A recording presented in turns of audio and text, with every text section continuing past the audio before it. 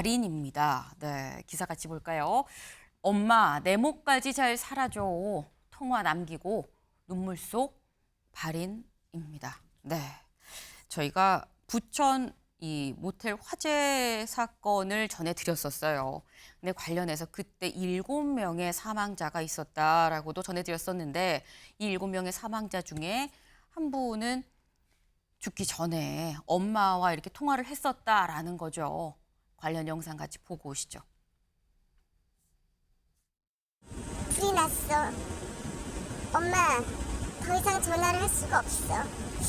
그리고 끊었어요. 위치도 알 수가 없었어요. 근데 하지 말고 내 곁은 얘기랑 그런 거 버려. 5분 뒤면 진짜 숨 못 쉴 것 같아. 이제 끊어.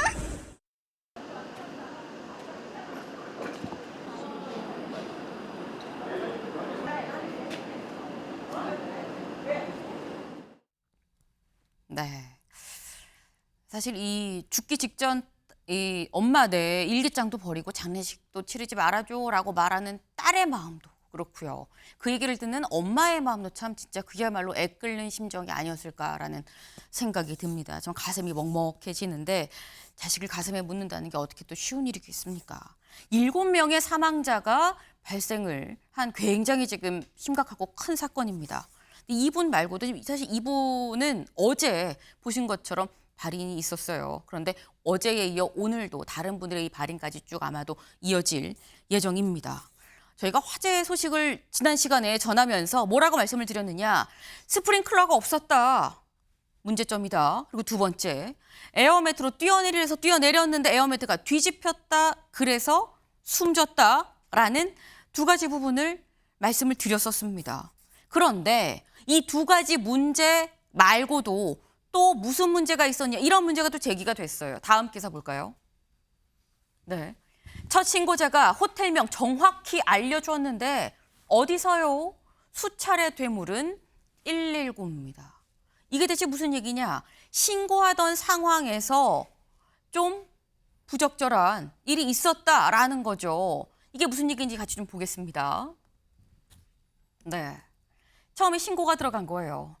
중동 어디 호텔인데요. 밖에 불이 났어요. 라고 얘기를 했습니다. 그러니까 어디, 중동 어디요? 잘 안 들렸던 거죠. 안 들릴 수 있습니다. 그래서 어디 호텔이요? 했더니 천천히 말씀해 주세요. 잘 안 들려요. 그래서 부천에 어디 호텔이요? 했더니 어디요? 라고 얘기를 해요. 일단 잘 안 들렸던 것 같아요. 막 주변이 시끄럽고 했었던 것 같으니까. 그리고 뭐라고 얘기를 하느냐.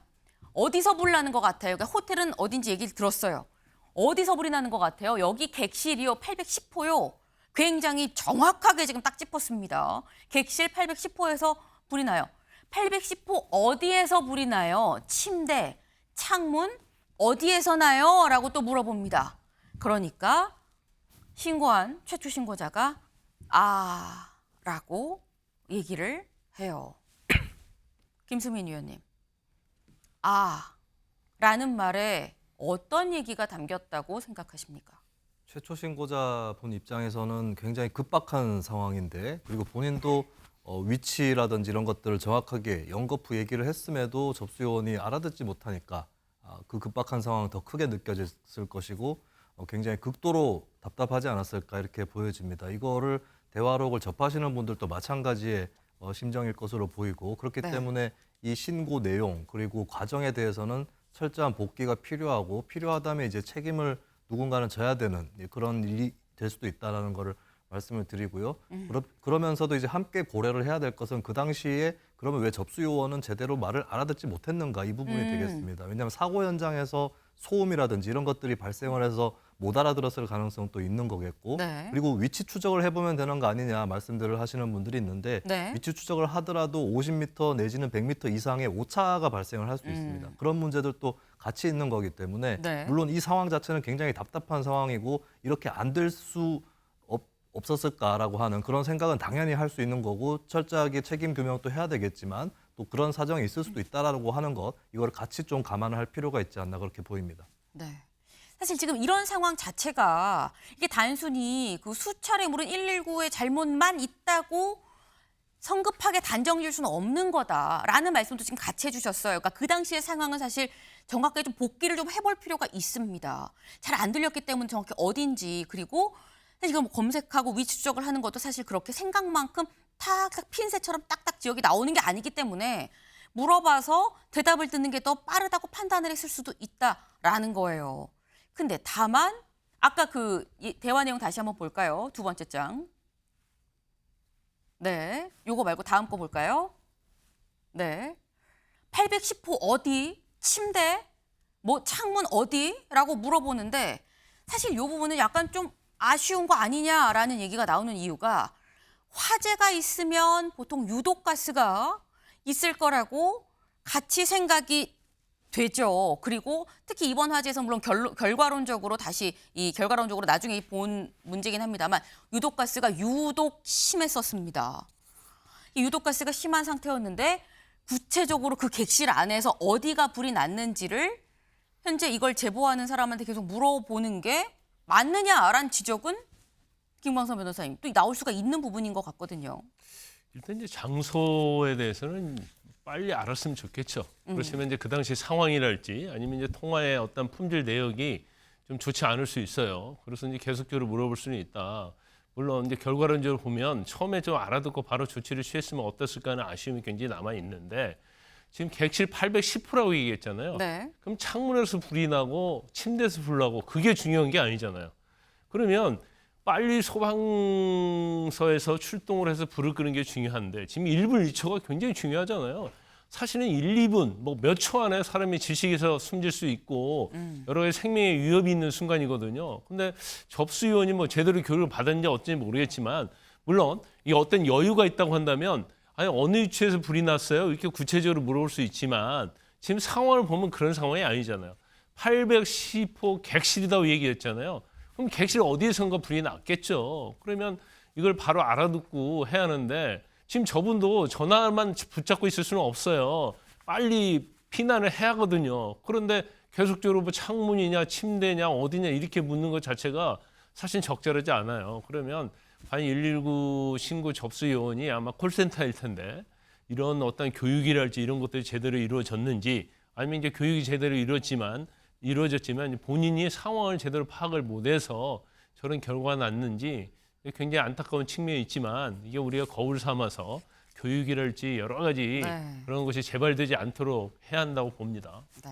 사실 그 전화를 받은 119 요원 입장에서도 뭐 악의가 있다거나 이런 건 절대 아니죠. 그런 거 아닙니다. 다만 그 상황에 대해서 이걸 상황을 대처하는 게 좀 미숙했을 수는 있습니다. 다만 다소 비판적인 얘기가 나오는 이유는 생사가 오가는 상황에서는 미숙함도 때로는 악으로 작용을 할 수가 있다는 것이기 때문에 그런 점에 있어서 이걸 교훈 삼아서 다음에 그런 일이 없도록 해야 된다라는 차원에서 좀 말씀을 드렸어요. 지금 저희가 이 말씀을 드리는 게 전화 통화를 사실 오래 할 수 없는 상황이다라는 거죠. 왜? 유독가스가 계속 심하게 번지고 있었다라는 겁니다. 다음 기사 볼까요?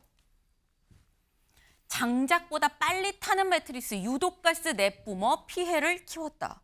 당시 CCTV를 보면 한 83초 만에 1분 반이 채 안 되는 거죠. 83초 만에 온통 연기로 복도가 가득 찼다라고 얘기를 해요.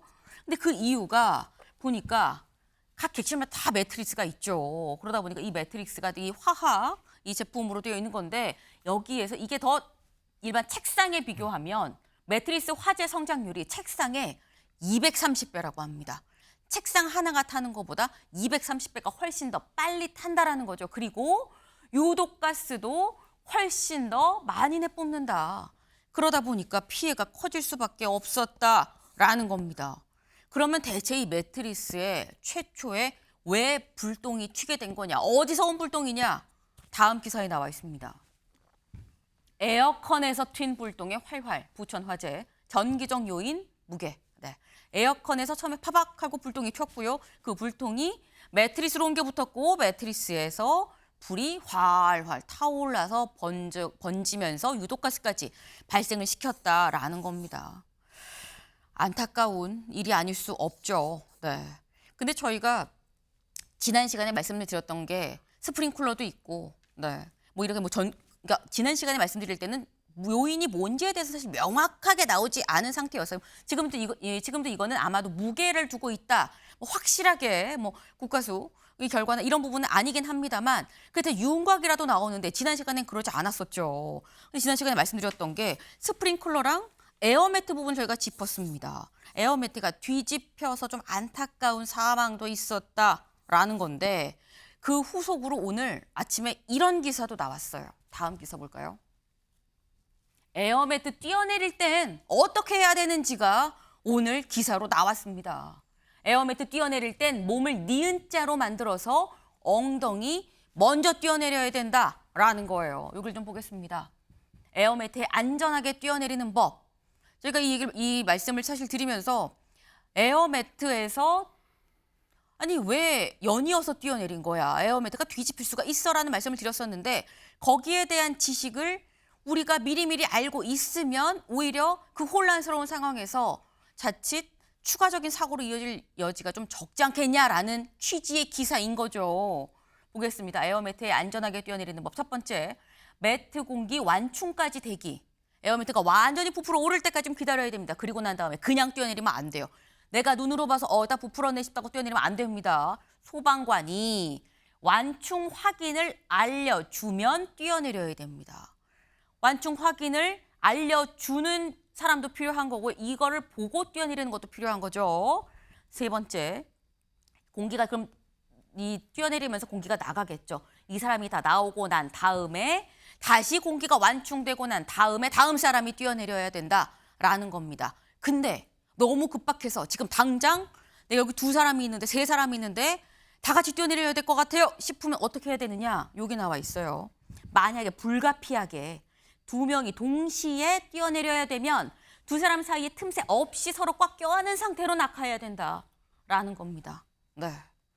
저희가 굳이 이렇게 자세히 조목조목 1번, 2번, 3번을 알려드리는 이유 잘 기억을 하고 계셔라라는 겁니다. 네.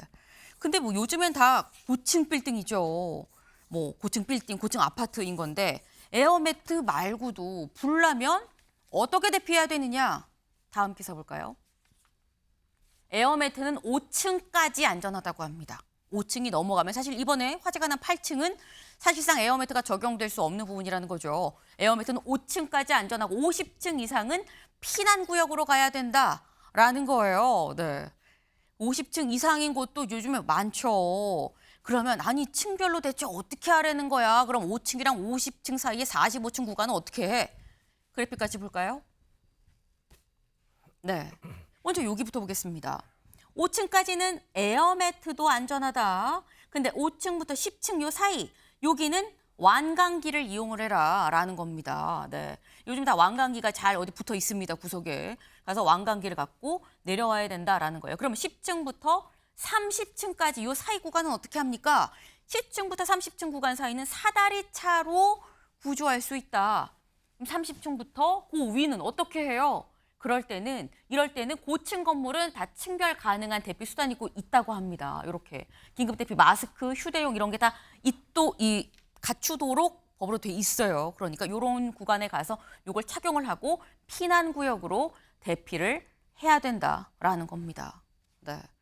제 목소리가 너무 오래 나가는 면이 없잖아 있긴 합니다만 그럼에도 불구하고 차곡차곡 알려드리는 이유가 있어요. 네. 화재가 발생하면 막 우왕좌왕하기 마련인데 이거 잘 기억하셔서 네. 화재가 나도 안전하게 대피하시길 바라는 마음에서 좀 길게 말씀을 드렸습니다.